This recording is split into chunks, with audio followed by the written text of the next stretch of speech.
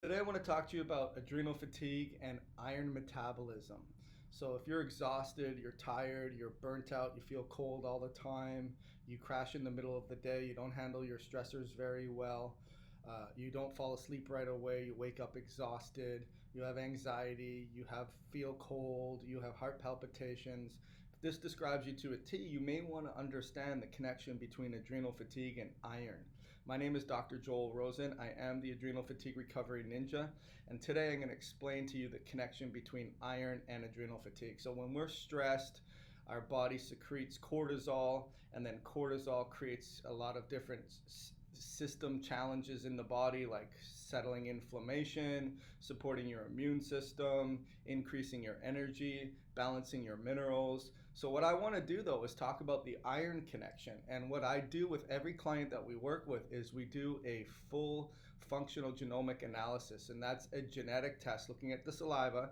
It's better than the 23andMe, and it's better than the ancestry test. If you're looking for more information, I'll post a link underneath this description. But basically, it tells us about 22,000 different gene SNPs. Now, I don't look at all 22,000, but there is an area that we look at the iron metabolism issue. And if you've always said, hey, I've always been iron deficient, I want to question that, and I want you to look at me like, hey, is it really iron deficiency? So here's how I want to explain to you. You eat food.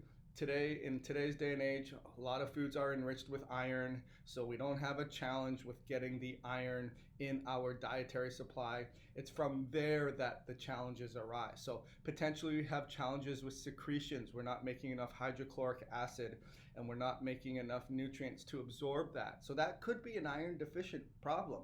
However, there's so many checks and balances, because then there's gene SNPs that are responsible, or enzymes that are responsible for exporting iron out of the GI tract. So if you have an iron absorption issue, but you consequently also have an iron exportation issue, that may balance it out, right? Because you may be holding on to the iron in the GI tract a lot longer to make up for the deficiency that you're not absorbing effectively enough. And because today's day and age, there's so much iron in our foods, you actually may not have an iron deficiency problem. You may have an iron excess problem in the GI tract, but it's not being exported. So that means that you may not actually be deficient in iron in your body, even though when you do a blood test, you find out your iron is low. That may be the case, but again, that doesn't mean you have a deficiency in iron in your body. You have an excess in the GI tract, or maybe you do. But either way, a lot of people will tell me, hey, I never did well on iron. It always sort of stuffed me up. It doesn't give me more energy. So that may be the case. And when you consider that there's stress, inflammation, cortisol breakdown issues, HPA axis dysregulation, it just muddies the water even more. Going from there, so we absorb our iron, we have challenges with that, we have exportation of iron, we may have challenges with that, we have transportation of iron, so we may not be effectively able at transporting with the protein of iron to different cells, and that iron may not get out of the bloodstream effectively, and then getting iron into the actual cell may be a challenge, and then last, iron being repurposed and recycled may be a problem. Not to mention, iron has a affinity to copper, and if we have copper issues, we may also have more iron challenges. So what do we do about it? Well, number one, don't just conclude you're iron deficient or you're iron excessive. Now, if you have lower than, say, 30 on your ferritin scores, or even higher than 75 on your ferritin scores, I would start to wonder, hey, you may be in the excessive category because you're elevated, or you may be in the deficient category because you're lower. So you have to look at ferritin as a score.